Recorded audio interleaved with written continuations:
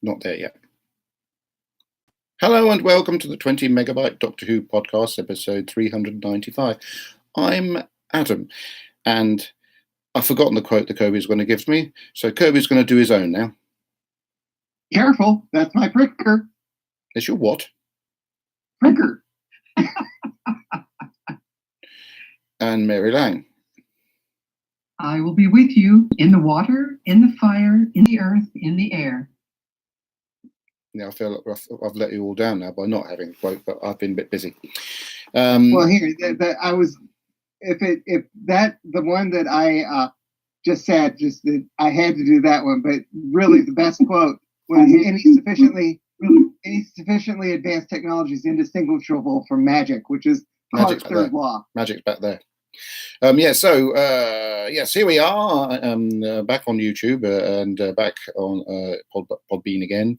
Mary's back here, so we do have an episode to review, but Mary's got a convention to review. But before she goes, we've got Laurie Nix saying waiting, then saying hello, and then Lillian Robin said about time. This is not good. You'd all get points deducted if you're in the quiz. And Lillian Robin says, what took so long? Well, we were having a chat, and I was watching Strictly Come Dancing result show as well, and we were having a bit of a chin wag, weren't we, Mary?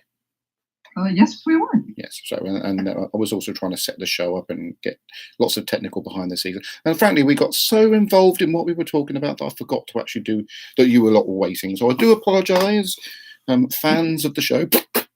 But yes, we were indeed waiting and talking. Right, so we're going to talk again now. But so you might have to reiterate some of the stuff you said before. Right, Mary, go on then. I'm going to give you a platform to talk about. What's that thing called again? Oh yeah, Chicago TARDIS, and obviously platform 9 3/4. Hey? This is Chicago TARDIS of 2018. My keyword for this would be interesting. It was kind of a different convention. The attendance was rather low this year, and I attribute it to the last time I went to one of these where the attendance was low because they had no doctors, and they had no doctors this time either. And then word came out, rather late that Jenna Coleman, who was scheduled, this is the second time she's been scheduled and canceled. The last time was because they were filming Victoria. Yeah. This time the reason was that they were doing reshoots for something that she's in, so she couldn't make it. We did have Pearl Mackie as our main guest then, and they did slot in Caitlin Stewart and Ingrid Oliver. But the thing is, most of this, well, I won't say most of the seats, but a lot of seats that were sold, and these are reserved seats. I'd say a good 40% of them stood empty during this convention. So a lot of people who had bought their seats apparently didn't want to come. So it didn't make for a very crowded convention. But on the good side, I got to meet people that I've seen at previous conventions, but things being as busy as they were, I've never really gotten to know them. Whereas at this convention, because we had, more ability to talk and all that, I got to know a lot more people. So that was nice. When Pearl Mackie was on stage being interviewed, it was obvious that she's not used to being interviewed, because usually main guests, when they're being interviewed, have interesting stories to tell, or when asked questions like she was asked, like, what's the most embarrassing thing that happened to you when you were filming an episode? And that she really didn't have much to say. She's like, oh, I can't think of anything right now. And being asked, even how she got the part, she would always look at the interviewer like, what? You want me to answer that question? Oh dear. So I don't think that her interviews were going very well. Well, she's done a few conventions now, so it's a bit naughty of her. Yeah, you'd think. Maybe she'll get better as she goes along. And when she talks about how she auditioned for the part, she said she kind of stepped out of her normal self and wore kind of crazy clothes and acted goofy, just so she'd be remembered. And that ended up being the thing that they really liked about her. So apparently, she can, in a performing sense, be all out there. But as a person, she's very quiet, very conservative. Yeah. some things that were really enjoyable was at the Thursday night reception. I ended up sitting with Simon Fisher Becker and Ian McNeice. Now, did Simon Fisher Becker remember me as we were actually talking to each other on the Friday? Uh-huh. Oh, he didn't mention me then. No, I didn't think to mention you. No, he didn't mention me because I did tell him that you were there. Oh, okay. Well, no, he didn't mention that you'd said anything. Yeah. But we had a great conversation. Over an hour, we sat and talked, and all in a very civilized way, which I was very happy with. On American politics, British politics. I learned things about British politics that I didn't know, like what a vote of no confidence means. And I got to learn the ins and outs of like the Brexit thing that's going on. Well, congratulations for knowing that, because I don't know anything about it. And I'm fed up of hearing about it. So there we go. Carry on. Well, as we all agree, the way things go politically, both in England and in America, is pretty much the same. But yeah, great conversation. Really had a good time that evening. And I had Sunday brunch with John Davey. And but before that, he did something, and I wonder if he did that for the Island Comic-Con that you guys had. Well, bear in mind, he was not at the Island Con on Sunday, shall we say? Probably not. I told him that you reported to me that he was a naughty boy, but you didn't tell me why. And his face kind of transitioned from looking a little worried to total relaxation. It's like, oh, well, that's good. But anyway, he put on this whole show on Saturday night called the John Davey Experience, where he shows this video of all the monsters that he's been and a lot of the stuff that they go through getting him into those costumes, and he even showed how they did the like the headless, armless Cyberman that came out in the Matt Smith episode. I think. Oh God, what was it called? Where everything's coming together. All of the monsters are coming. Pandora opens. Yeah, the Pandora opens. Thank you. And they showed how they had him totally covered his head totally covered in a green stocking, and his arm all covered in a green stocking, and then the broken up Cyberman outfit. So they showed like the real how it looked when he was walking out there in the getup, and then he showed how it looked on film, which of course magically erases his head and his arm and everything. It was really interesting, and he showed a lot of backstage stuff that was fun in this video, and he also showed how many times he's been an extra in various episodes. It's funny how the same person can show up several times, sometimes in the same episode, or in several different episodes, and you never notice them. So he had a lot of fun with that, and of course he did this jokey commentary all through it. So he put on a really good show on Saturday night. So also at the Sunday brunch, we got to sit with Wendy Padbury and Fraser Hines. And I don't know if you know who Sarah Louise Madison is. She's lovely. I've met her. The main angel, pretty. The main weeping angel. I've got a picture with her, I think. Yeah, you did, didn't you? Pretty sure I did, yes. And of course, we finished up sitting again with Simon Fisher Becker and Ian McNeice, because it's like, we'd be waving at each other because we had such a great conversation, that Thursday night, that whenever, we'd cross paths anywhere, we'd always wave. So they kind of worked their way over to the brunch table at the point when anybody can sit with anybody. And we continued having great conversations.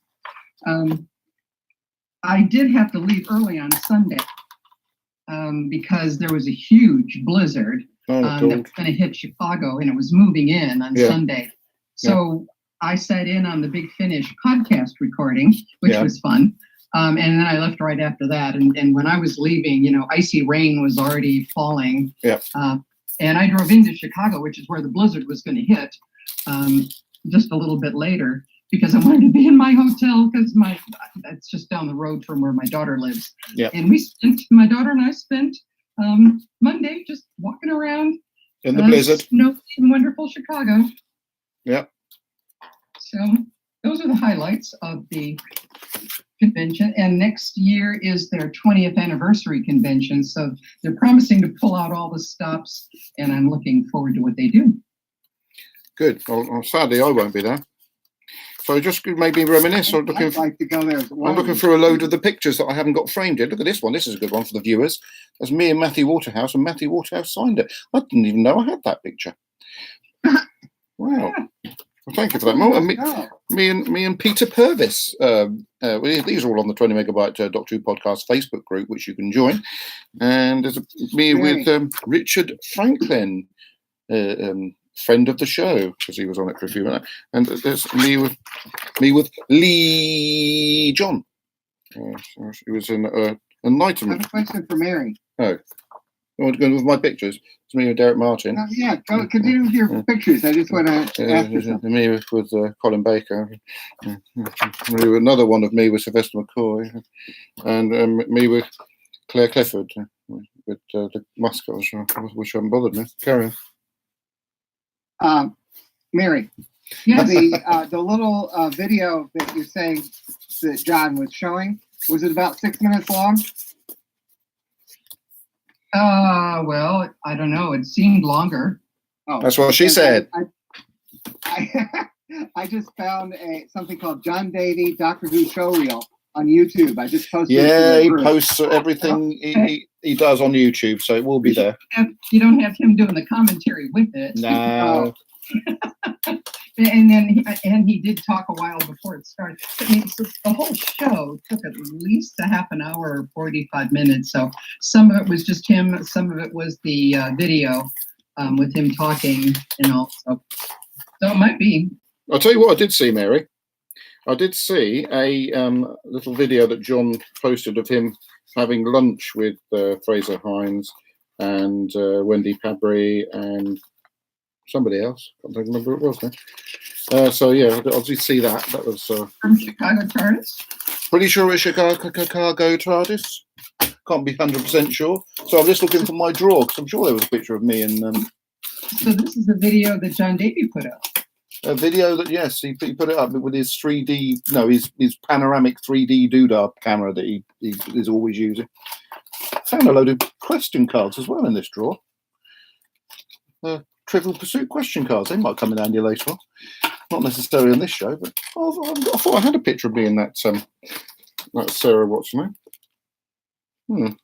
Are we having a quiz today? I'm not sure if we are. There's a picture of me, Rosie Jane.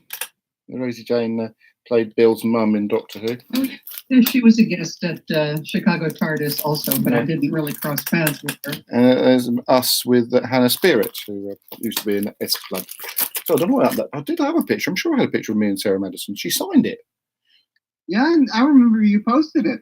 Yeah, I have a memory of seeing it posted I too. reckon someone's nicked that and thinks she's so pretty that they decided to nick it off me. And she's a very interesting person too. We had a great conversation with her as well. Yeah, it's a very nice lady. Right then, I can't lose my pictures because they're all up on the wall. I can't believe we've still got 5 viewers after all that, but only because Mary's riveting conversation. Have you got any more, Mary? No? Okay, fine. More about Chicago TARDIS? Yes. Yeah. No, not really. Good. Well, anything comes to mind during the show, please, just write it down so you can remember it when it's appropriate. Because what we're going to do now. Oh, by the way, what did you think of the previous episode of Doctor Who when you weren't on? The one what was on before the Witchfinders? I missed the previous 2. Well, what did you think of the previous 2? Well, going back to Demons of the Punjab, I wasn't too crazy about. Yeah, that's a shame. When they go back in history, and this was true in Rosa as well, I want to see them get caught up in the events of the time and let that be the thing that drives the story. I don't want to have monsters, I don't want things that are feeling false and forced.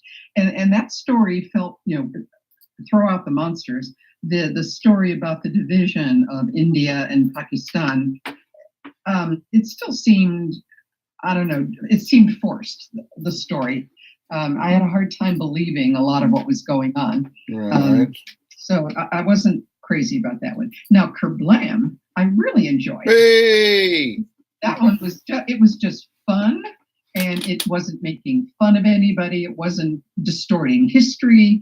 It just was them involved in what I would and fun Doctor Who episode. And I have to say, because I listened a little bit to the previous podcast that you guys did, that I want to thank that was my for fault. identifying who that lady was, because through the entire episode, I'm staring at her, trying to figure out where have I seen her before.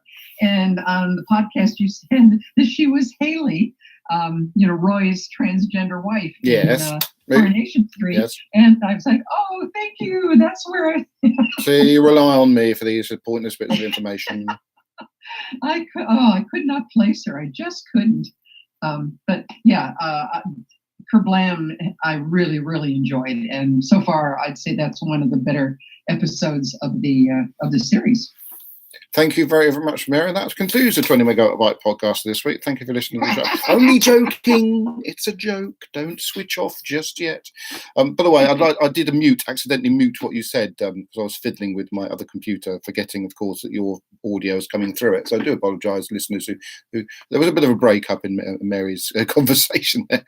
My fault. Didn't miss anything, though, honestly. What did you miss? Like my entire thing of saying No, it's about half a second of sound. Sorry about that. Okay. Yes. Anyway, right now we can get on with the episode called Witchfinders. It starts off with my favourite title sequence of the new era of Doctor Who. And then we have beautifully rendered, they're already there, by the way, beautifully rendered sort of Jamesian, is it a Jamesian sort of village? It's King James. Is that what that era is called? Is Jamesian? I don't know. We'll call it Elizabethan because it's just after that. Elizabethan. Yeah, and the crew are just wandering around this village, sort of doing what they shouldn't really do, and interacting with people. They're not really supposed to interact with people, as the Doctor keeps saying. And then we see this sort of mysterious masked man. Now, I would say the only thing I found about this episode and that masked man was the fact that once we knew who he was, he never put the mask back on. I thought, well, in those days, nobody, no sort of peasants like they were in this village, would have known what King James looked like. So why would he be wearing a mask?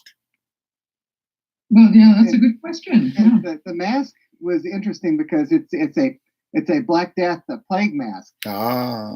Well, that's interesting. I thought there was more significance to that mask, but I didn't know what it was. Yeah, that was interesting. Alan T. Butcher said it's a Jacobean. So thank you for that, Alan T. Butcher. Knew I could rely on you. Thank you. Yeah. So yeah, that this mysterious figure is watching them, and then we see a line of people sort of wandering through. And there's a woman being carted with them, and they stumble across what's going to be obviously a witch dunking. Now, there's a point in which the doctors keep saying, "Oh, we're not going to get involved. Just let history take its course." Yeah. And you know full well that she's not going to be able to resist to get involved. And then we meet obviously the woman who's doing the dunking, orchestrating. Well, now, when we were watching this episode, Isabella kicked off, because she was saying that a man would do that, a woman would never do at that period. They should know history, blah blah blah blah. But I said, well, it might be because she owns the land, and she therefore, she would have the right to conduct this particular, thing. But it's still a bit, I had to explain it somehow. But there were women of power. In those days, even in those days, I should say. Not a lot, there were. And of course, the woman gets dunked, the Doctor dives in, and she doesn't survive though, sadly. I don't think she was in there that long, but maybe the shock. She wasn't in there that long. She was only in there for maybe a minute. Yeah, maybe the shock. Master? Yes. Historical inaccuracy. They would just throw them into the water. They wouldn't use the dunking chair. Yeah, but it's fun having the dunking chair. It's like when they open up the Doctor Who theme park, which they've always promised never brought us. That dunking chair could be part of the theme chair. I can't speak. The theme park. Anna T. Butcher says, interesting, that if Oh, nearly. you drown, you're innocent, and if you live, we're going to hang you. I know that was basically how they decided. Blackadder used, Yeah. well, Blackadder 1 used that particular, feature quite well in a comedic sense. Alan T. Butcher says, women in her position did hold such power in those times. That's one for me. Yeah. So we need a resident historian like Ellen. Like me, in fact. Thank you, Mary. Anyway, right. So Alan's just confirming my what I already said. Right there, and of course, the wonderful psychic notepad comes to good use in getting the Doctor out temporarily out of a little scrape, and she puts a stop to all the dunkings for the immediate future. And it's not very long, by the way. It is the immediate future, but just a few minutes, basically. So then they stroll back to, what was his woman's name? She shot all the horses. Yes, right, yeah. What was the woman's name again? Because they stroll back to her house. It's Becca. Becca, that's it. Becca, yeah. A lovely countryside they use for the setting on this particular. Becca something. What was her? Does it matter? Yes. Oh. Savage. Becca Savage. Yeah, she's quite savage. Is there an echo in this thing? That's one, Mary. So basically they go back to Becca's house and just get filled in on current goings on in the world of witchcraft. And I've just lost my mouse. I've got a new mouse, everybody. This brand new Mac Mouse 2 now, which has given me a new lease of life because all my tethered mice were dying a death. They kept on going all funny. And now, after all the problems I've had with jerky screens and stuff, this has cured everything, this little Mac Mouse. Fantastic. Charges up and everything. It's good. Right. Yeah. So, and then obviously the man with the mask sort of walks into the room and takes it off and rather theatrically and beautifully reveals himself to be King James. And that actor, yeah, I know Alan Cumming there, yeah, but he is great. He's magnificent. Alan Cumming. He is. Makes the screen glow with delight when he's on it, and oh God, it was an absolute treasure to have him in this episode. Thoroughly enjoyed it. He did an American series called The Good Wife for years, and I never knew that he was anything other than full-blooded American. He had such an excellent accent, and when I saw him on, we have a show here called PBS that presents English dramas. And when he started hosting that, and he spoke in his almost unintelligible Scottish accent, I thought, oh my God, he's not American. I was off air last week. I was having a discussion with Kirby about his beginnings. What's the matter with me? I can't speak. He was in a comedy called Bernard's Genie many years ago now, but it was written by Richard Curtis and starred himself as in the that was his major achievement, getting the main role in that, with Lenny Henry and Rowan Atkinson as sidekicks, as in Rowan Atkinson played his boss and Lenny Henry played the genie. Brilliant comedy. It's very rare, so if you can get your hands on it, it's very well worth watching. But yeah, he had his Scottish accent in that particular comedy. Brilliant. Anyway, back to sorry, that's enough about Alan Cumming. Yeah, he plays King James.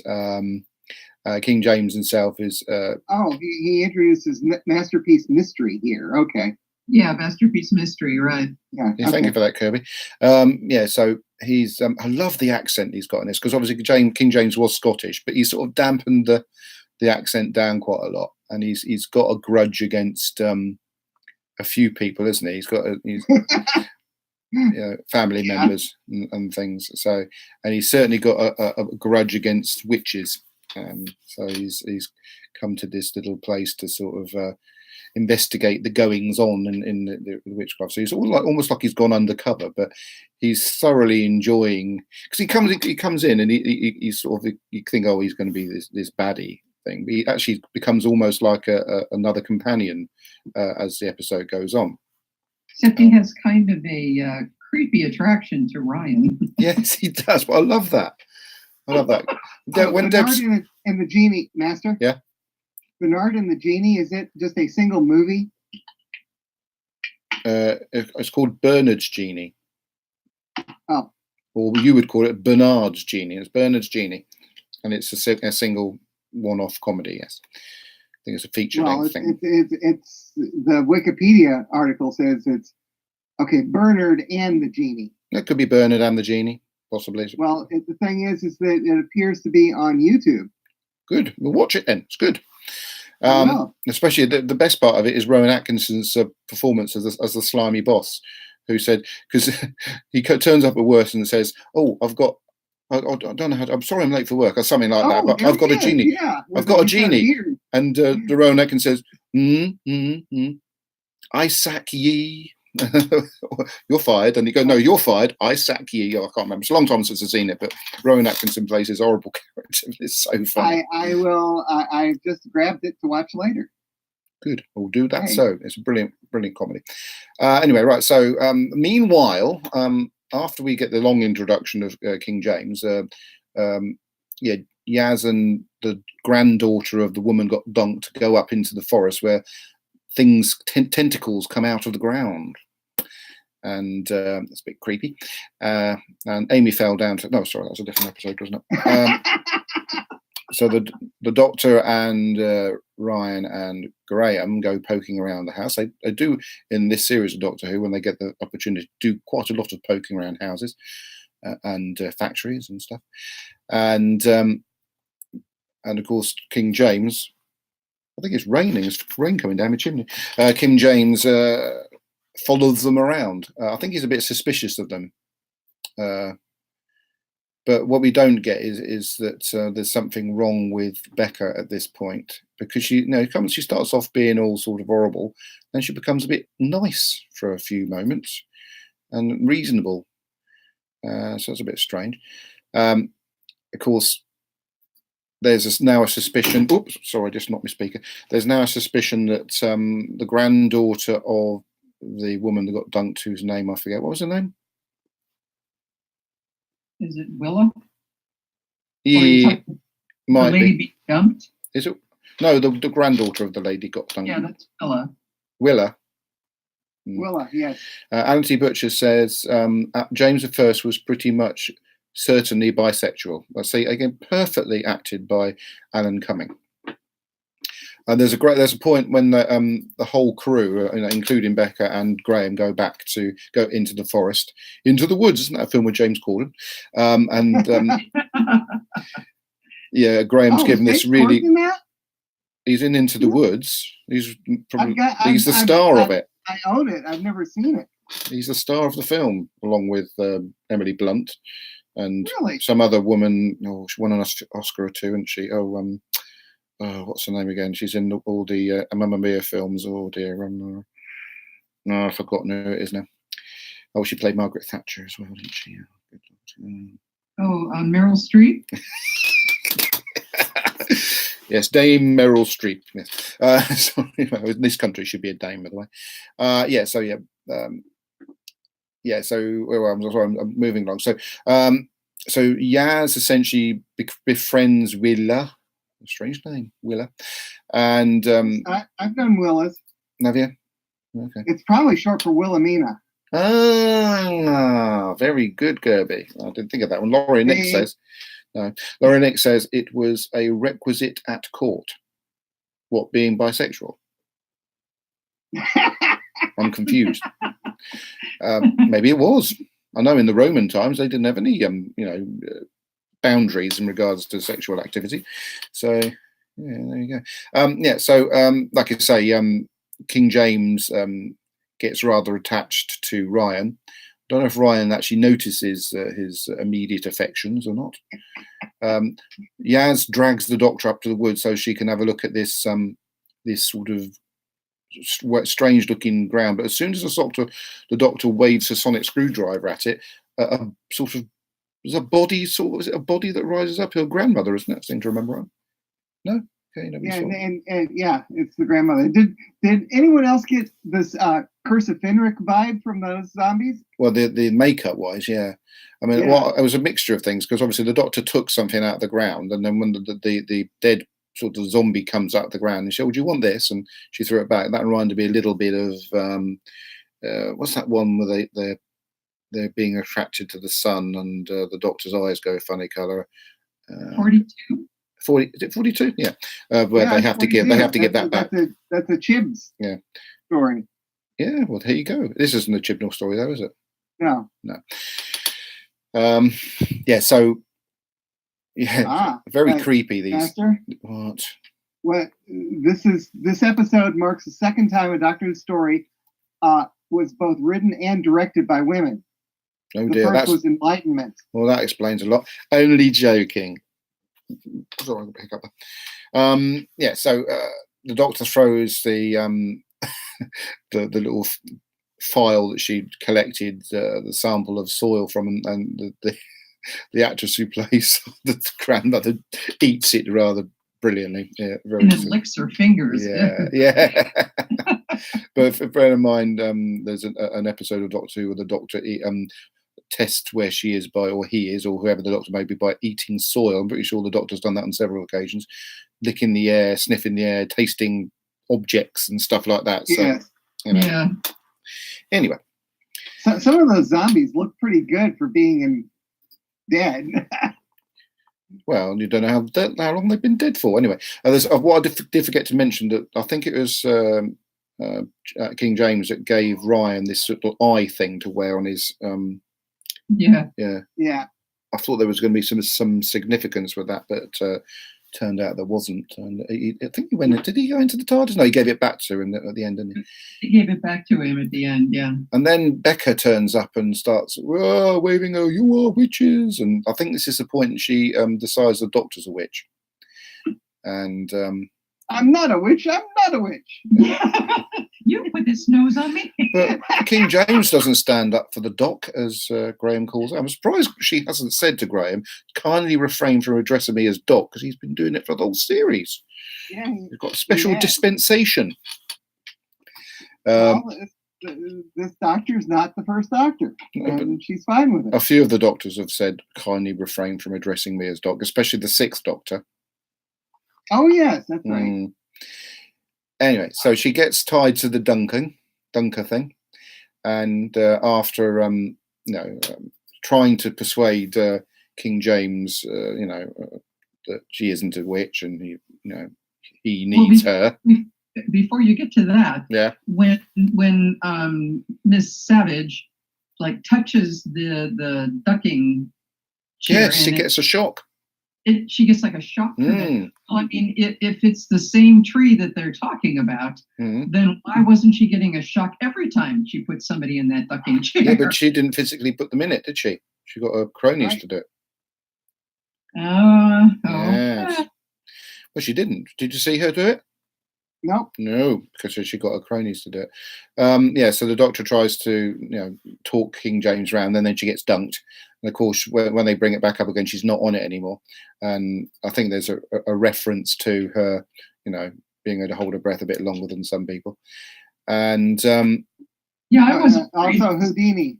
That's it. Another homage to the Pertwee era, along with the Aikido. Is it Venusian Aikido and stuff like that, which she's been using a few times.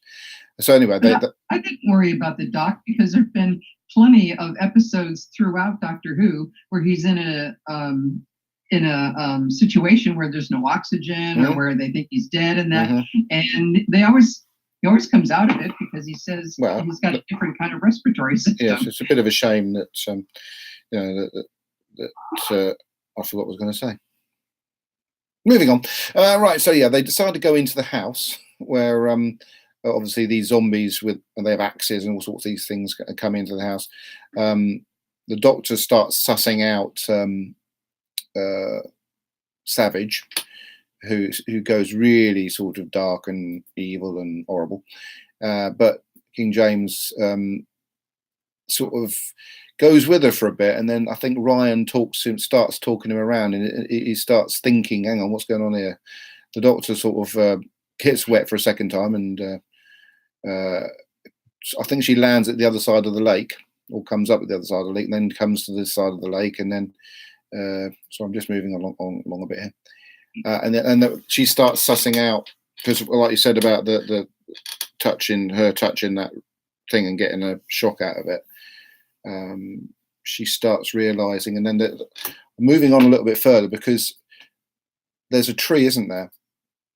There's and this tree is the site of a prison where all these naughty aliens are being kept, and I can't remember the complete gist of it, but they all get absorbed into the ground, and the one that used to be Becca looks really cool, but with the hair looks really funny. So mixture when she turns into the alien creature. Yes. These creatures are mud zombies, which they remind me of the Gelf, which were gas zombies. Oh, a little bit, yeah. So anyway, they're getting the opportunity to escape now, because what's it? There was some.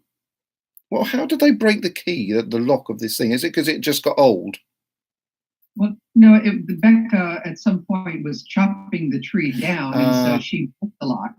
Yeah, it was blocking her view. Oh, I see. Okay, I've got you. But it was also something. Design. Yeah, but it was also something to do with it being old as well, wasn't it? Yeah, and it was getting old. Yeah. So anyway, they all get some torchlights and go up to the tree, and I can't remember what actually happens at the end actually. But the Doctor basically manipulates everything to reboot the prison tree, and all the sort of horrible alien things get reabsorbed into the prison, which worries me. They don't show anything about how the Doctor redid the security system. Just all of a sudden she's waving her sonic around and she's saying, and I've repaired this. Oh, that happens in Doctor Who all the time. Mary, it's a science fiction fantasy TV show. Yeah, but that's a Doctor Who thing, isn't it? That suddenly the Doctor's done something and waves at the sonic screwdriver, and that's just what the Doctor does. But I have a question. There's a reference made to when she's talking about how rubbish the security system is. She says it's like Semtex to Morax. So what is Semtex? It's an explosive. Oh, okay. Laurie Nick says the granny was she on Doctor Who before? Not that I know of. No. She looks very familiar. She's probably been in other things. Yeah. She's been somewhere that I've seen her before. And Laurie Nick says the weird thing is that she doesn't even have a link on Wikipedia. Oh. Really? Wow. Laurie Nick said that looked like a Greek evil eye amulet, what Ryan was wearing. Anyway, there's a point, I forgot to mention this actually, the point in which Willa turns on them and says that the Doctor's a witch. I forgot to mention this before the Doctor got dunked, but then she backs off and changes her mind again. And like I say, the Doctor waves the sonic screwdriver and reboots everything, and all the baddies get absorbed back into the ground. It worries me a little bit. That means the prison's still there, so sometime in the future they could get out again. Yeah. So they'll get. So you need to go up there and check and see if it's there. No. But yeah, I think they did imply it had been there for millions of years. I think this particular prison. Yeah. So it's got a few thousand years left in it, I would imagine. Anyway, so and then of course they all wander back to the TARDIS with King James and say their sort of traditional sort of goodbyes and enter the TARDIS, and we have the scene very reminiscent of the end of Terror of the Zygons, when they're in the woods and the TARDIS dematerializes, and the Lord said something like "Good heavens" or something like that, because this is when Harry leaves. Remember that scene? It's quite similar. No, okay, fine. You didn't watch Terror of the Zygons, you naughty girl, Mary. Yeah, I just don't remember that. That's right at the end of Terror of the Zygons. The Doctor is going, and is going to London, but he didn't get there because he did Planet of Evil. Sarah was going to go and decides to go in the TARDIS, but the rest of them decide to go the more conventional route. And of course, the Doctor doesn't go to London. He ends up going to Planet of Evil. I think he did take it the long way, but by the time he got to London, everything had finished because he was supposed to do some sort of report for the Prime Minister or something. Can't remember. But back to this story. Yes. I'm looking up the actress Trisha Kelly. She's not been in Doctor Who before. She was in Casualty and in one episode of EastEnders. Oh, joy. She's played the Quickie Lube woman in The Sandpiper. EastEnders, what I call snore yawners. Anyway. Sort of have to agree with you. And of course, the other one's Sleeper Nation's yawn as well. Oh, that's Coronation Street. Anyway, so that's it. Yeah, they vorp away, as they used to say on the Who cast. With a quote of from Arthur C. Clarke. Right? Oh, did they?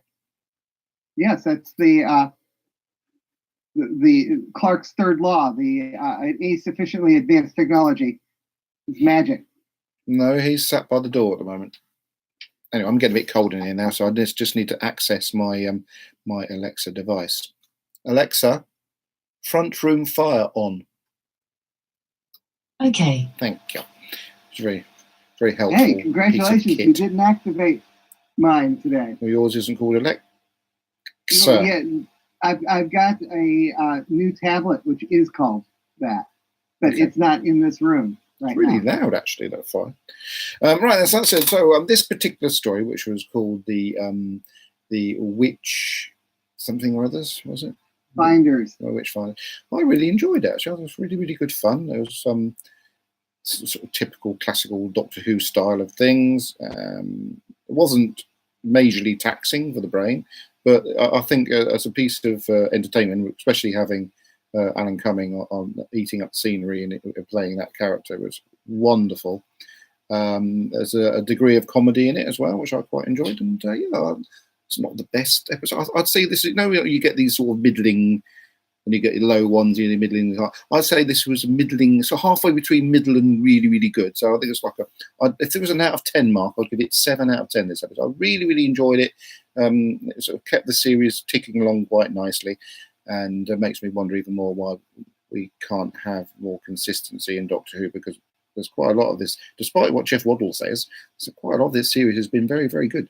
And yeah, this was one of them. Yeah, it's a very, very good episode. What do you think of it then? What's your name again? Oh, Kirby. What did you think of it, Kirby? I liked it. I liked it a lot. Alan Cumming was hilarious. He was. And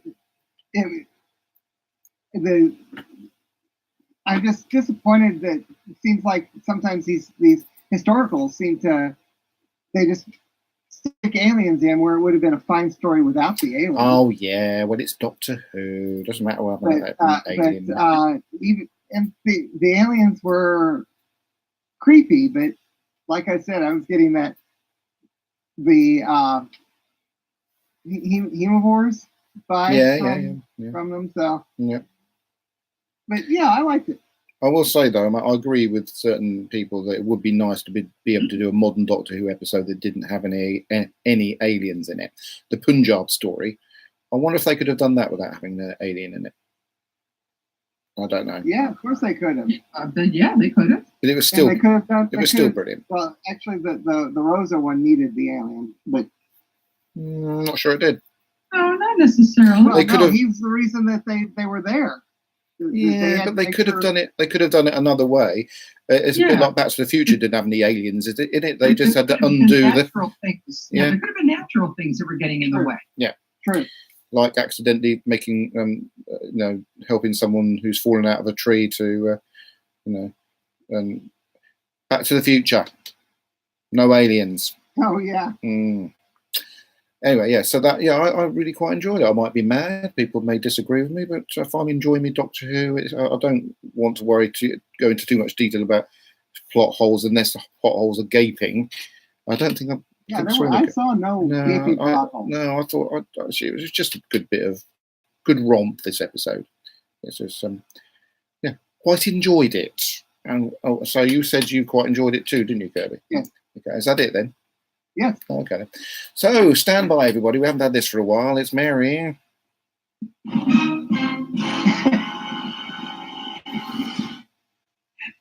Well, I am of two minds about this story. Let's have the positive mind first. Well, okay.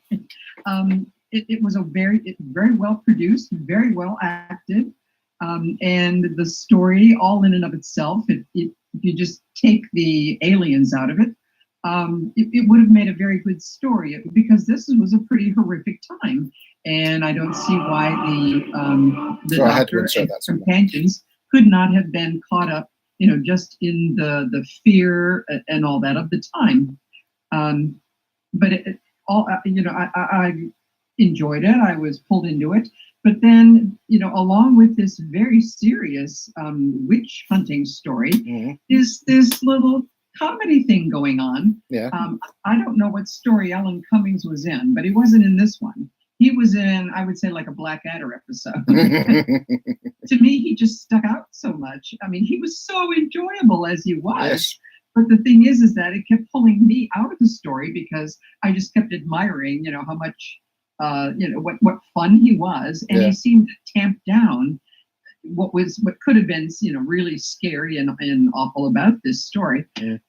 So, as much as I liked him, and what I wonder if they first started filming it with him just being very dead on straight, and they said, "Oh God, this is just too boring, or too much of a downer. Let's have you play him a little more, upbeat and all this," and then they probably enjoyed it and went with it. But I mean, there have been so many times in Doctor Who's past where the Doctor and companions have gone into history and have been caught up in very scary events without having to introduce a monster, that I just wish they would get out of this loop. I mean, the Aztecs and what is it about the one about the French Revolution that they were caught up in? Yes, I think that might have been the Reign of Terror. Reign of Terror. That's the one. Yes. Yeah. There was another one that came and went. In fact, there's a Big Finish story where they go back into what they think is the Elizabethan times, and so they're like, yay, for Queen Beth, and it turns out actually they were in the Queen Mary period, and so that gets them into all kinds of trouble. And so the story is about them being supporters of the wrong queen. I mean, there are just so many. History is so full of interesting stories that I wish they would just go back into one of those and deal with it as it is, with natural causes. But anyway, I mean, Alan Cummings made this very enjoyable in his own little corner, and the cast and the rest of the story made the witch finder part of it interesting. But all the way through, I just kept thinking, I'm watching two different stories here.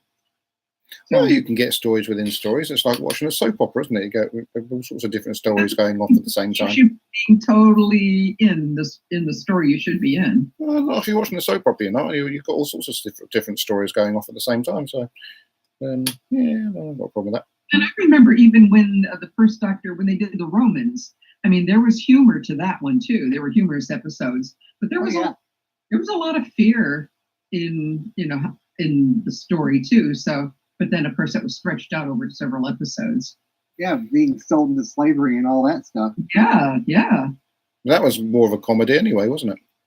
Well, one episode was very comedy. I don't think they all were they? Yeah, I felt there was a lot of comedy. There was a lot of farce. It was a complete farce, wasn't it, the Romans? The time they spent with Miro was very funny. Yeah. It was all farce because they all kept missing each other. So there was a couple of slightly serious elements, but I think it was mainly a comedy, the Romans. Anyway, Alan T. Butcher says the Punjab story didn't have to have the aliens but they added to what the story could say. So I didn't have a problem with them putting aliens in all Doctor Who stories. I'm just saying that it would be nice if they could do one without them.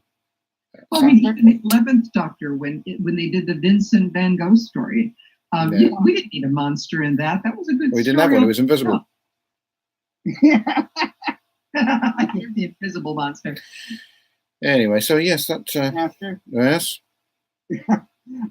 Something had been bothering me about the doctor referring to Clark's third law, so I did a little googling. The Seventh Doctor directly talks about, just simply says Clark's law in Battlefield. I just posted the little bit of dialogue on the Facebook group. Oh, okay. Sorry, I just got distracted because I got a notification come through on my phone. Oh, it's Alan T. Butcher. Oh, okay. Oh, yes. Well, Mary's back. Mary gets that. Mary's back. But because obviously, moving on to feedback now, ladies and gentlemen, because Mary's going to do Alan's feedback, you can do Laurie Nix's comments, which have appeared on your request for feedback on the 20 megabyte Doctor. First, we should go for last week. Laurie put a no spoilers for Witchfinders, and people then use that as a comment. Okay, we'll do that in a minute, but I just need to copy and paste Alan's feedback so Mary can digest some of it and make herself look really good in regards to dialogue and stuff. So where's Mary gone? She's in Ohio, Dayton, Ohio, so we can send it to Dayton, Ohio. Mary. Okay, just talk amongst yourselves while I'm doing some background stuff here. Amongst ourselves. That's not quite what I meant. Hey, Kirby, you have a birthday this week. Yeah. Right, you can stop talking about amongst ourselves now. We're back to where we were. Just right then. Yeah. So you said you wanted to go back to the previous thing that was on Laurie's. Let's see if I can find that one. No spoilers. Where's that one? Big yellowish thing says no spoilers. Ah, here we are. Yes. Okay, that's what we've got here then. Jeff Waddle says you will love it. Does that mean Jeff loved it? I think he did, didn't he? Yes. After saying that most of the series is rubbish, every time an episode comes up, he says he likes it. So it's a bit confusing. Laurie Nick says yay. And Laurie Nick says I was praying for redemption. And Jeff Waddle says it's not creepy. They could have went a whole different way with the paranoia stuff of the times, but it is more Doctor Who than nearly all of this season. And Alan Cumming gives a performance so bizarre, it's both bizarre and brilliant. And Jodie is the Doctor for about the first time. Well, he said that in episode 1 that she was the Doctor. Yeah, Jeff. Mm-hmm. Laurie Nick says Alan tends toward camp. I don't expect anything different. And Jeff Waddle says he does a wonderful performance of Billy Connolly acting Liberace as King James. Okay.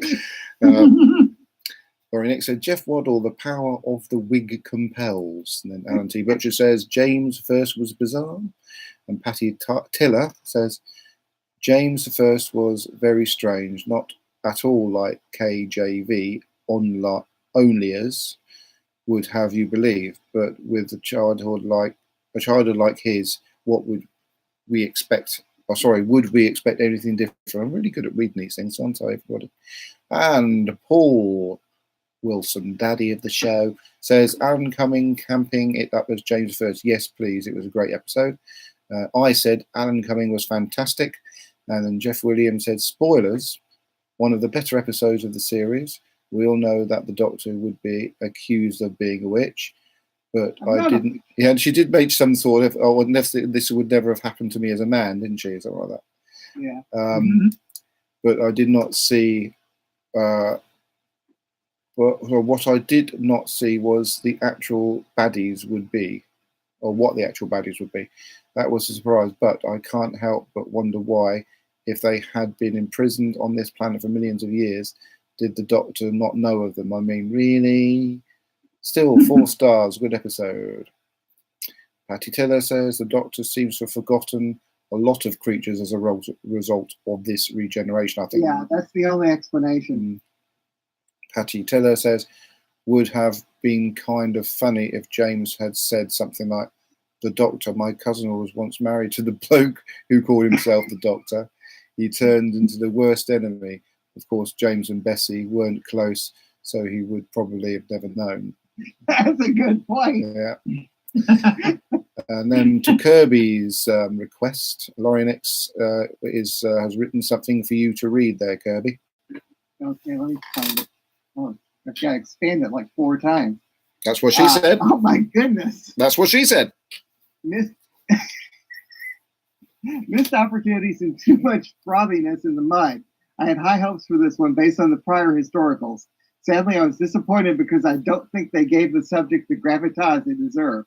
The dialogue was also stale in places. The plot and acting was unbalanced. I don't think she liked this. Farce or folk horror make up your mind. And as always, everything summed up in the last 15 minutes.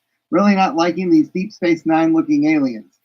As far as the CGI, my, that was a big tentacle, even for the king. Speaking of him, Alan Cummings' camp performance was a bright spot, but unlike what Ryan said, the witch persecution wasn't too dark for me, it was too light. The history of the Lancaster witches and all witch mass murders is a grim one. Instead, we got something which had the opportunity to make a statement about the real terror and injustice the accused faced, and King who made it his business to enforce his doctrine, but instead juxtaposed things with humor. Now to the good things about the episode. Hey. I did like that it was reminiscent of a Doctor Who episode of Yore. I could see a lot of classic Doctors in this kind of story, minus the difficulties being female presented. Here again, they fell short. The Doctor finally gets to feel the pinch of being female in a place and time of established patriarchy and talks about her difficulties. Great, but all in all, it's just a minor inconvenience for her, even when dunked. Back to what I liked. The animated dead women were a successful combo of creepy, campy, better than the Alien Queen by far. Mistress Savage was an excellent villain because she had depth and a backstory. She was misguided, selfish, and a murderess, but somehow you feel a little bit sorry for her as she was terrified and desperate. The locations, sets, and period wardrobe were excellent. Some minor things that were just silly, but are part and parcel of Doctor Who.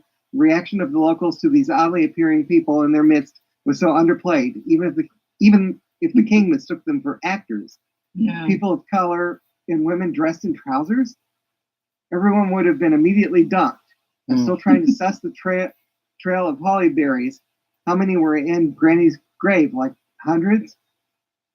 How did the aliens have a king and a queen? Well, they're aliens. Why are there a lot of aliens in prison on Earth because of crimes? Does this give us license to send our war criminals off planet? Okay, I'll stop picking at this non-animated by mud corpse now. I just hope that the next historical episode is back to Rosa's standards. But you missed out the bit. You missed out the bit. The A.E. Clark quote at the end. You missed that bit out. Why didn't you not mention that bit? Is that because you've already mentioned it? Whom? Me? You skipped past that. You said the wardrobe was excellent, and then it said the A.E. Clark quote at the end. Then some minor things were just silly. You missed that whole sentence out. Just saying. I don't see it. Ooh, is that got special encrypting so Kirby can't read it? Amazing. Maybe it was out. It says edited. Oh. Show edit history. No, let's see. It can't be. I've just looked. I pasted it to you. I don't know. Okay, right then. Jeff Waddle says could have been brilliant. Had all the right ingredients. She edited that out an hour ago. How could that be? I can see it. Maybe I'm refresh my screen. Sorry about that, Laurie.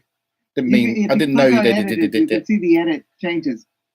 Oh, she edited it. Hang on, she edited it in. She says. So I've said it for you there. So I was paying attention there, Laurie. I needed to refresh. So what else? Nothing. It's just that. Be quiet. Well, can I make a point? No, I'll go on. I believe during this era, actors were criminals. Oh yes, they were. Yes, indeed. Is that it? Can we move on? Right. Jeff Waddle says could have been brilliant, but I'm sure he said when it first went out that they were going to like it. Anyway, could have been brilliant, had all the right ingredients, but this was another historical that could have done without aliens, which just seemed tacked on at the end. When Jodie was speaking to James, I actually thought for the first time she sounded like the Doctor. But that's 8 episodes in now and should be further on with her development. Still not sure about her. 7.5 out of 10, that's what I said about. No, And in fact, that's what I said about this episode, wasn't it? Thank you, Jeff. Alan Cumming. What? I just refreshed the entire comment thing, and there's nothing about. It doesn't matter. Clark I'm still on. It's not there. Be quiet. Alan Cumming was acting on a different show altogether, and yet somehow it worked. Kirby Bartlett Sloan, Clark's Law, the third was quoted at the end of the story. Do I have to read that out? No. Thank you. Laurie Nick said, thanks for reminding me. I love that. Lillian Robbins said, I liked the Witchfinders 8 out of 10. It didn't need the aliens. Joshua Dyball says, an enjoyable episode. Loved King James. He was hilarious. The effects were superb. Great production values. And the mud zombies were incredibly, very scary. Yet again, the story ended up feeling rather weak with a rushed ending. But I'm okay. Content to wade through Series 10 to keep me topped up with the type of Doctor Who I really enjoy. Each to their own. Then I've got a script from Ian Kirk. And then you say, 7th Doctor Battlefield. Doctor, what is Clark's Law? Ace. Any advanced form of technology is indistinguishable from magic. Doctor, well, the reverse is true. Ace. Any advanced form of magic is indistinguishable. Yeah? No? Oh. Yeah. Ah. Whatever. I watched something recently, actually, where they drew a circle and the thing reminded me of Battlefield. Anyway, right, so that's all the feedback that came through the quest. Well, the request, not the quest, on the 20 Megabyte Doctor Who podcast Facebook. Every time page. I refresh this page, I do not. Oh, be quiet! It's gone now. That's weird. Let it go, Kirby.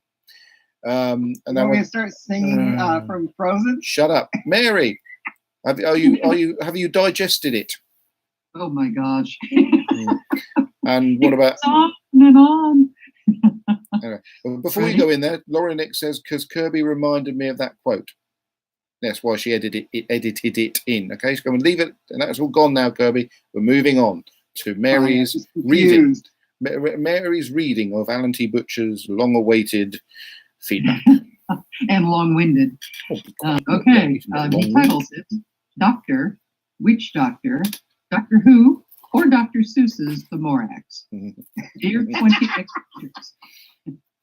The Witchfinders is, of course, a closely studied representation of attitudes to Catholicism, which perhaps helped to mask what were much more dangerous forces to the established power in this era, bubbling under the surface, oncoming with historical inevitability. Witchcraft here stands in for the Catholic menace perceived at the time as the greatest threat to the state and monarchy. The aliens in the mud clearly manifest the mercantile and bureaucratic powers that had emerged under the Tudor hegemony and would prove fatal at times, albeit in some ways temporary, under the Stuarts. The line, not to kill her, but to fill her, was suggestive of the sort of gender political issues that you might expect from a witch-based tale. But here, it perhaps is a precursor of the eventual regicidal vacuum filled by the parliamentarians by non-aristocratic stock. So, in helping contain Morax, the Doctor is only maintaining history, knowing it is due to emerge soon, but not yet. It should be noted that whilst some suggest that by its ending, this story with King James I suppressing the Morax Queen is showing him as a hero, despite his earlier reprehensible penchant for profligate killing on the basis of superstitious nonsense. In fact, it is merely a self-serving temporary containment of forces he considered beneath him, which would soon re-emerge to overwhelm his progeny and decapitate his crown once descended. We also learned that Nightcrawler from the X-Men took some time out to be King James I, a king so vain his name ends with what looks like the perpendicular pronoun. All in all, The Witchfinders is a highly derivative, pity the Gelf, but well-realized classical Doctor Who pseudo-historical. Here the aliens are a necessary part of the plot intended by the author and therefore can't be dispensed with. Once again, the TARDIS crew are well utilized and the Doctor is highly Doctor-esque in stumbling through her suspicions to uncover the truth. exemplary supporting cast and location, rounds of a great production. There are a few historical stumbles, like the ducking stool, and obviously the king turning up here was stretching it a lot, but there is quite a lot of authenticity on show too. This story is perhaps one episode too short. As if you had the extra time available, you could have let Alan Cumming doing even more and more there is of Alan Cumming, the better. Next up, Doctor Who and the Slartibartfast car, a fjord prefect, or late, as in the late O'Brien, Grace O'Brien. It's a sort of threat, you see. Those are my thoughts. What is a Slartibartfast? Slartibartfast was the designer of fjords in the Hitchhiker's Guide to the Galaxy. Okay. There you go. Thank you for that, Mr. T. Butcher. Laura Nick says more fjords. She wants more fjords. Good. I'll tell you what. I mean, all I will say, and no spoilers. The episode we watched today maintains the pretty viewingness of that Doctor has been this series. It's been stunning in regards to cinematography. And that doesn't stop. It continues. How many stories got left? One, isn't it, after this one? I think, is that episode 9? Yeah, the one tonight and the one next week. And then on New Year's Day. We've got 4, okay. Yeah. So that leaves me to conclude with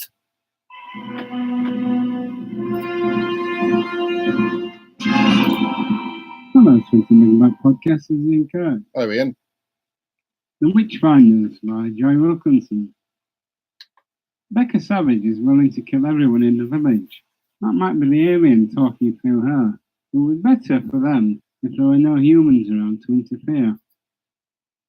The king's mother was Mary, Queen of Scots, who had her head cut off by Queen Elizabeth, or perhaps it was a Zygon. There was no collusion with the devil. No collusion. This is a complete witch hunt. King James flirts with Ryan and offers him a job. In an earlier story, we heard that Ryan had learned about American civil rights in school history. Did he learn about the English Civil War? That was when King Charles, son of King James, was executed. It would have been dangerous to be King James's poodle or King Charles's spaniel. That forest has not been raked. It's a wonder it has not burned down. Once again in this series, we have a lack of a proper resolution. The genies are back in the bottle, but there is only a magic tree keeping them in. Yes, my point precisely. The king is going to keep the whole thing secret, so no one will know how important it is to leave the tree alone. Mad, glorious mad. Nothing quite like it for cooling the blood. So follow me, down to the hollow. And there Shut up, Kirby.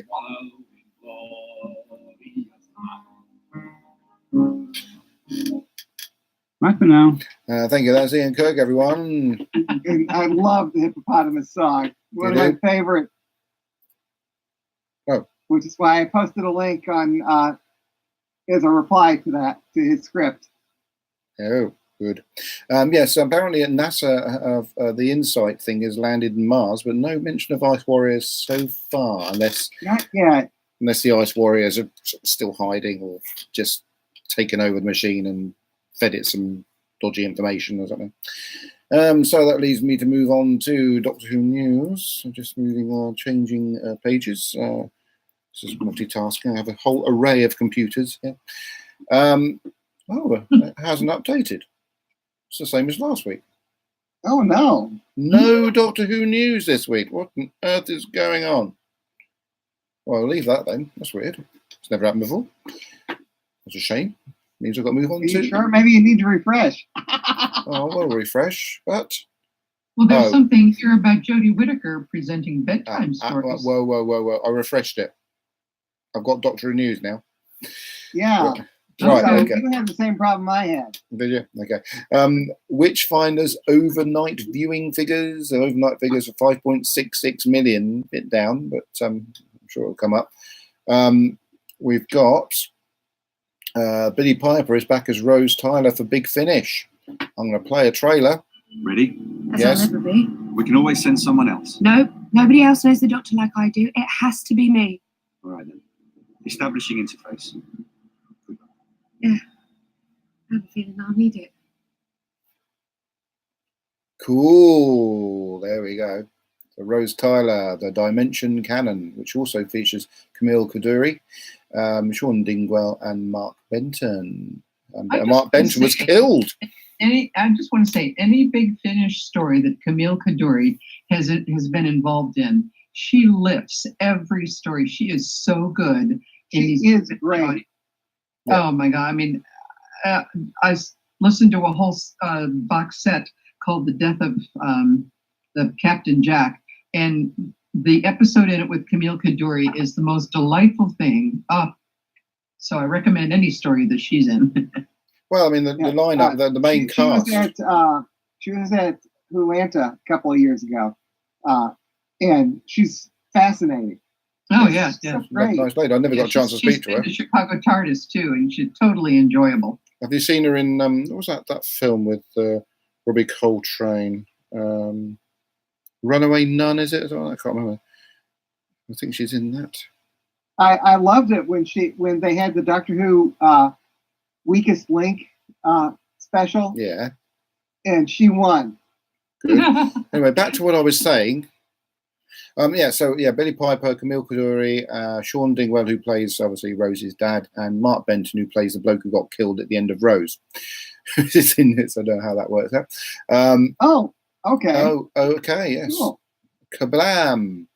Official rating 7.46 million. That's not bad, is it? Mhm. No, not bad at all. And then we got the first New Year Day image. It's the Doctor wearing a scarf, which looks like a gay pride scarf. Obviously, gay pride logos and that are the thing at the moment, because all the Premier League footballers are wearing gay pride armbands and badges. Managers are wearing badges and stuff like that. So it's quite fitting that Doctor should indulge in this LGBT supporting thingy. Does her look different too? I thought her coat was blue. Her coat in the picture I'm looking at is white, creamy Yeah, colour. I think it is slightly different. I think it's a different coat. Yeah. It looks like a different coat. Yeah. Really. She's gone back to another charity shop. Oh, maybe she has. Ian Kirk says she, Camille, was in King Ralph with John Goodman. Oh. But she was also, as I was saying, she was. I think it was Runaway Nun. Robbie Coltrane. I'm going to look it up on her Wikipedia page, which is bound to be bang on accurate. Oh, good grief! I'm trying to operate a mouse on a keyboard. Camille Camille Coduri. It's come up now. Wikipedia. Here we are. Right, now what film was she in? Filmography. I'm pretty sure it was Runaway Nun. No, she was in Doctor Who in 2006. I think she was in it. I'm mumbling, not rumbling. Oh, where is it? Oh. You want me to look? No, shut up. Do myself. Been lots of things, actually. That's filmography, but it's showing the TV programs. It's very, very confusing. Oh dear. Oh, I can't find it. Right, I'm gonna have to Google Coduri Coltrane. That'll do it, won't it? Coltrane. This is fascinating listening for the. Yes, it's fascinating. Mm-hmm. Shut up! I'm trying to write Coltrane down. How do you spell Coltrane? It's A-I-N, isn't it? I think so. Oh no, I spelled it wrong. That's Coltrane. Nuns on the Run. Oh. Eric Idle, Robbie Coltrane. Now, I just remembered her in that film because her character gets shot, and when she gets shot, she goes, "Ow!" Master. Yes. Well, I just brought up the same Wikipedia article that you were looking at, and under career says she is featured in the film comedies Hawks, Nuns on the Run, and King Ralph. So it was right there in the very first thing. Shut up. Alan T. Butcher says Nuns on the Run. Anyway, moving on. Andrew Burt's died. Andrew Burt, he's died at the age of 73. There's lots of things in the 70s and 80s on British television. He played Valgard, one of the Veneer in the 1983 story, Terminus. Oh, it's a sad bit of news. He was in loads of stuff. Can't remember off the top of my head. Magic should have, since Magic was in Terminus, he probably could have told us. Shut up. Yeah, he was in things like Campion, Angels. Campion was Peter Davison. Yeah. Bergerac, Bill. He was in Gulliver and Lilliput with Elizabeth Sladen. I have that. Oh, sad passing there. Downtime, Children of the World, written by Andy Frankham Allen. It is a book by lots of things, a Lethbridge Stewart story. Oh, there's a season 18 announcement trailer. BBC, yes, they're bringing out season 18 on Blu-ray. So the trailer is amusing. Yeah, but it's a video trailer rather than an audio. It's a video trailer, but yes. I recommend I'll post it on the Facebook group. Okay. How long is it? Should I play it? Would it work on audio? It might, because it's talking about 2 minutes though. Yeah, do it. Okay, if you say so. Sorry, listeners. Here we go. Oh, And something. hang on, it's not at the beginning. Here we go. Play. Oh, it's still not the beginning. Oh, this is very awkward. Here we go. The little cursor keeps moving as I move it, and I'm trying to get it to play from the beginning. But as I move the cursor to the play button, it moves the point of the video to that If you part. travel to Universe, Hey! do it right first time with Galactic Glitter Package Tours. We've got thousands of destinations to choose from, and something for everyone, even you. For lovers of pebbles, why not Brighton? Take a dip in the refreshing English Channel, but make sure your sea defenses are good to go. Want somewhere warmer? Try the planet Argolis. Nuclear fallout? Cool, no problem.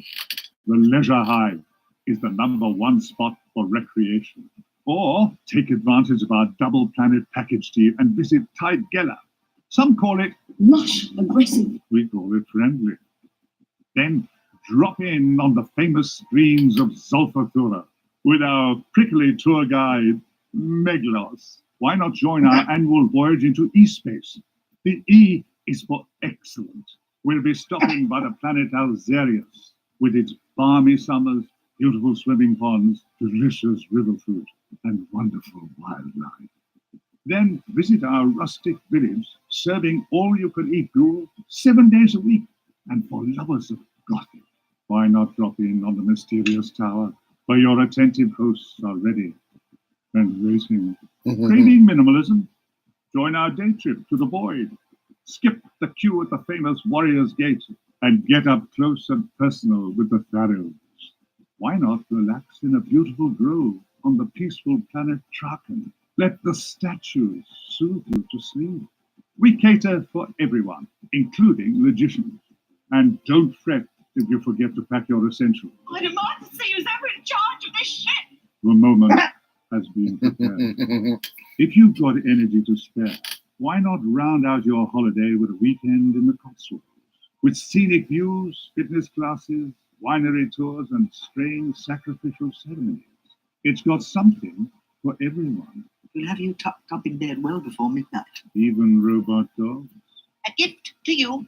All our destinations can be previewed on the new Blu-ray box set, Doctor Who The Collection, Season 18, packed with brand new special features like the making of documentaries, A Weekend with Waterhouse, 5.1 surround sound mixes, new audio commentaries, updated special effects, rare archives, and much more.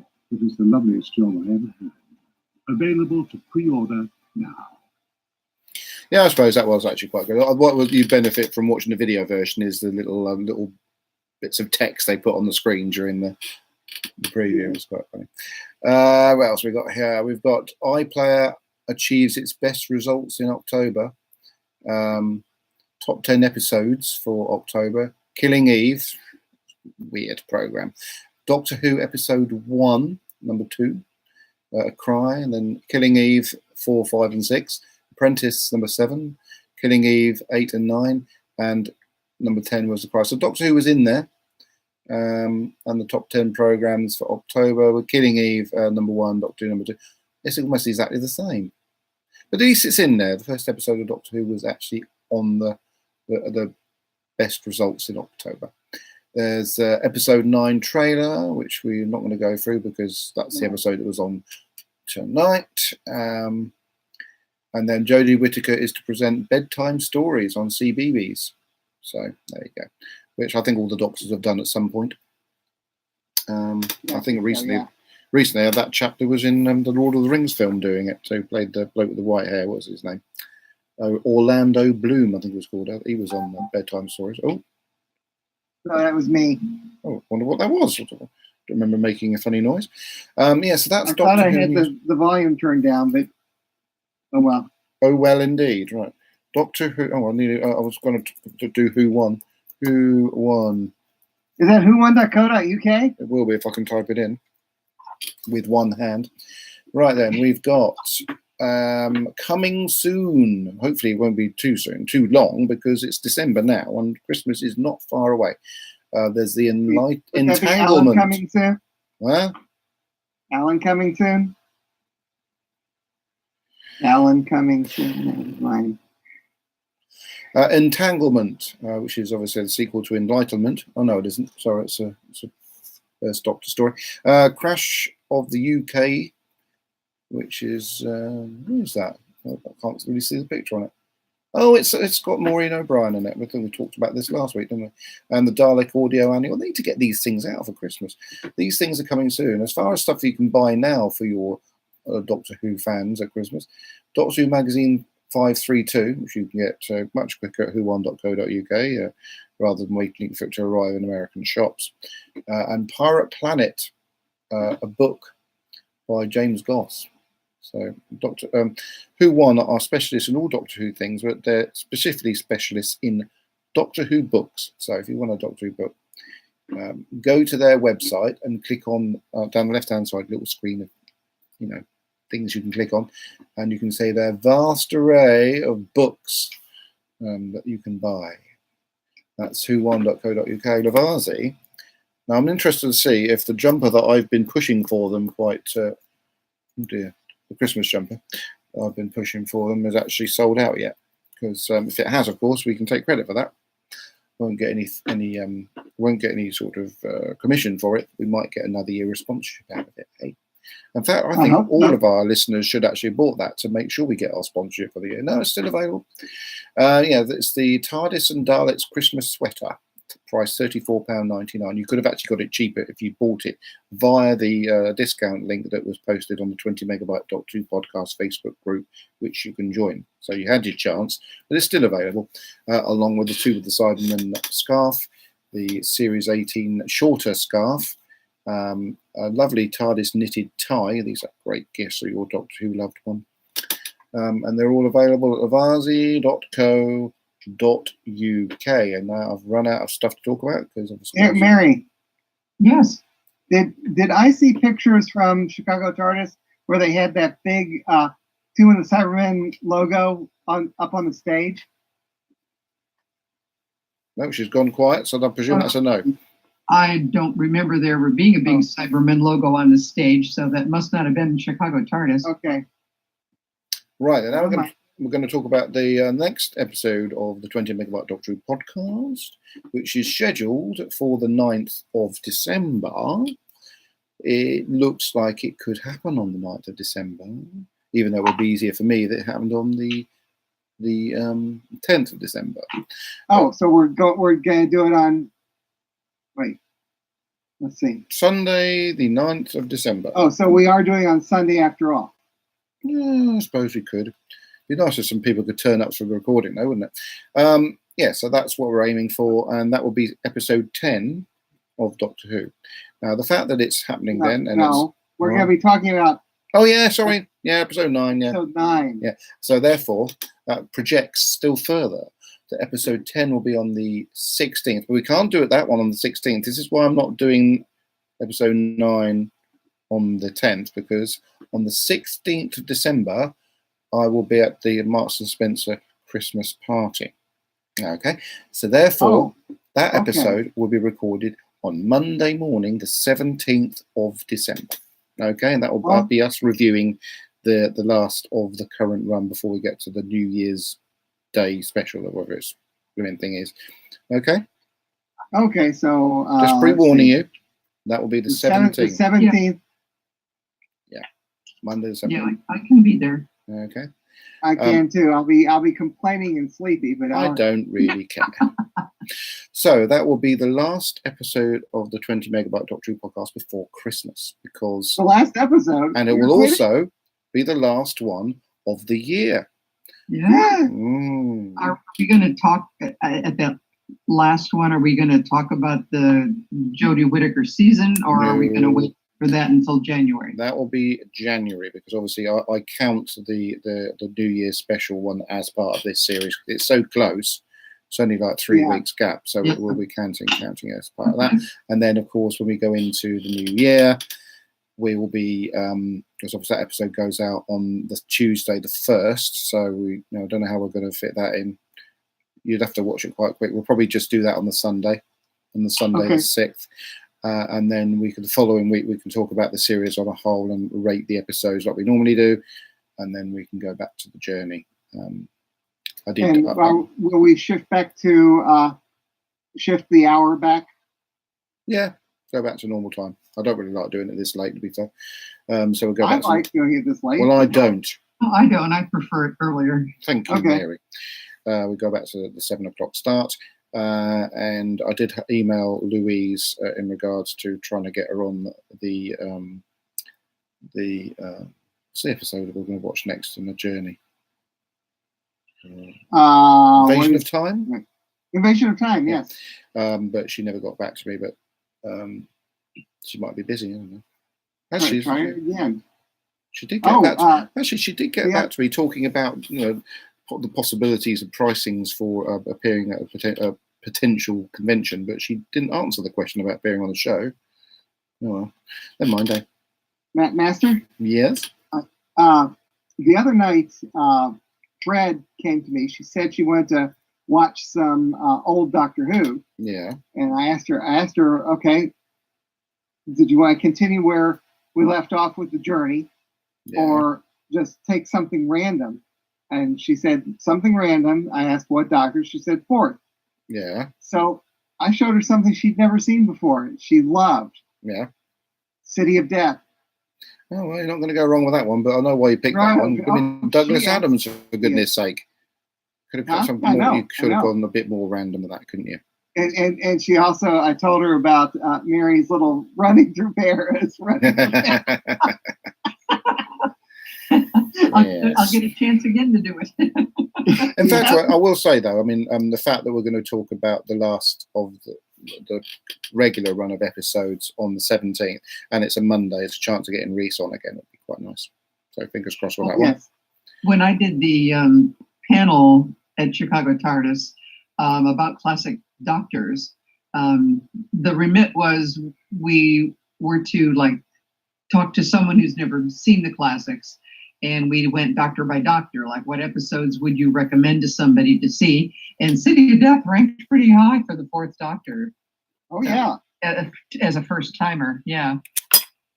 I'm just moving the computer so as the fans can see the GARM sat in his usual spot. So just so anybody who saw the chair falling on him a few weeks ago can see that he's perfectly all right, and he's forgotten that that is potentially a danger zone for dogs who.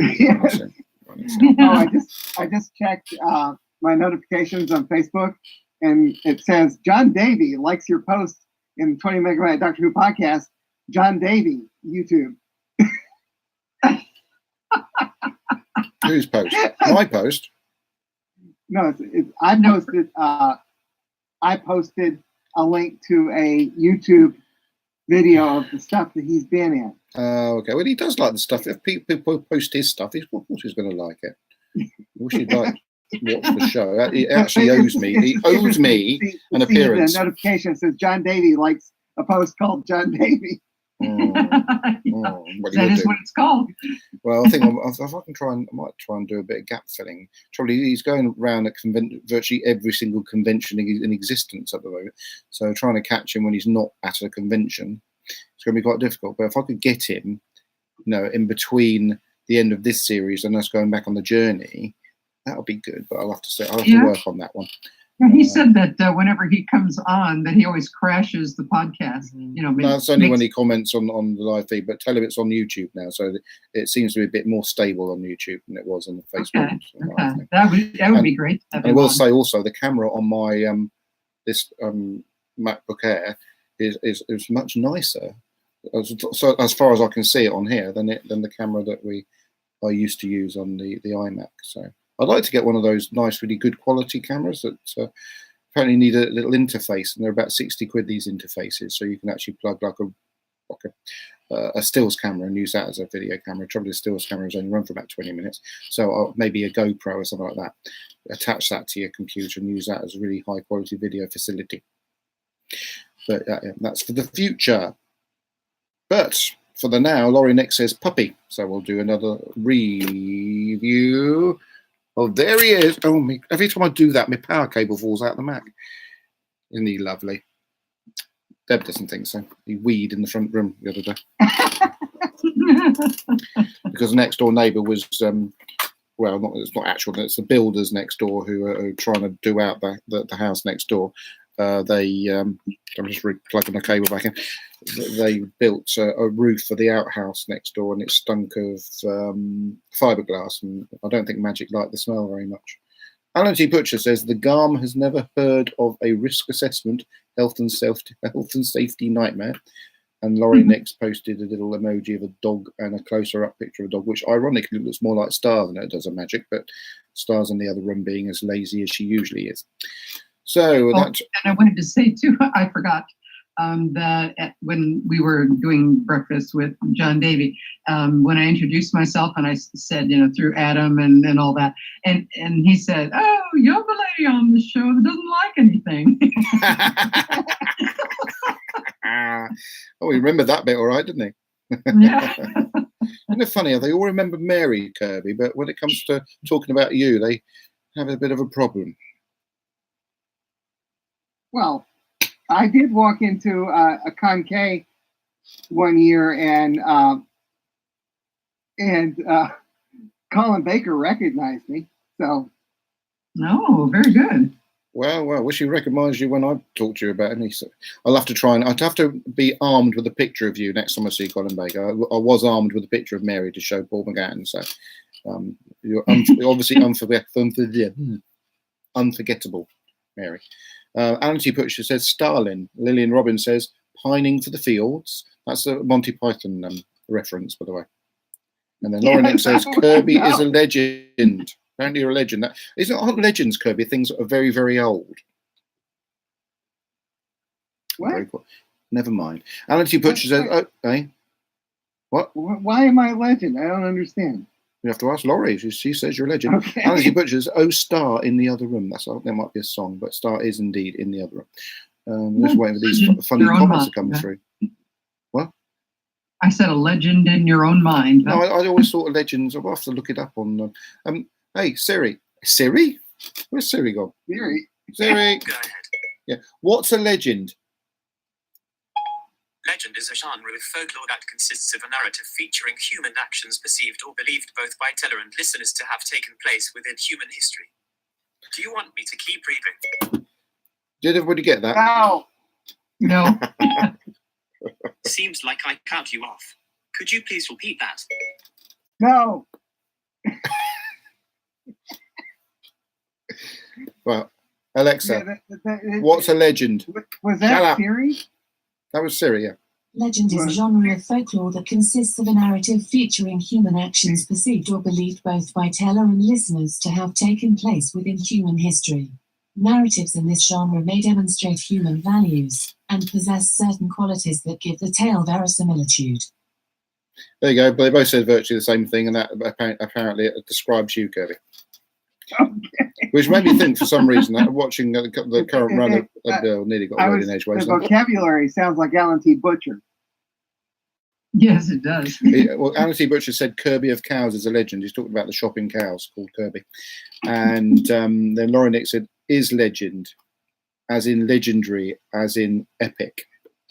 Come on, guys, stop this crawling around Kirby business.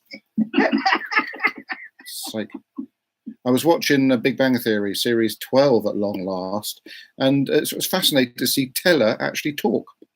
Oh yeah, yeah, it's amazing. But that put through a few people because he didn't talk for a bit, and suddenly he did, and that sort of caused a bit of a gasp in the studio audience at Big Bang Theory land. Well, many years ago, Penn and Teller also put out a short TV series. I think it's only like 4 episodes, where they went around the world looking at magic performances. Magic, he's there. Like in China and places like that. Mm. They didn't come to your house. During that, they did a lot of behind the scenes stuff, getting ready in hotel rooms and stuff. And Teller was talking all the time. That was the first time in that series. That was the first time I ever saw him and heard him talk. For people who don't know, Teller plays Amy Farrah Fowler, Amy Cooper, as Dad. Sorry, what's our spoiler saying Amy Cooper? No. No. Right, okay. It might be a spoiler for people in this country, I don't know. But yes, Ian Kirk says, an epic is a long-winded story. It's the best one of the day so far. In a nutshell.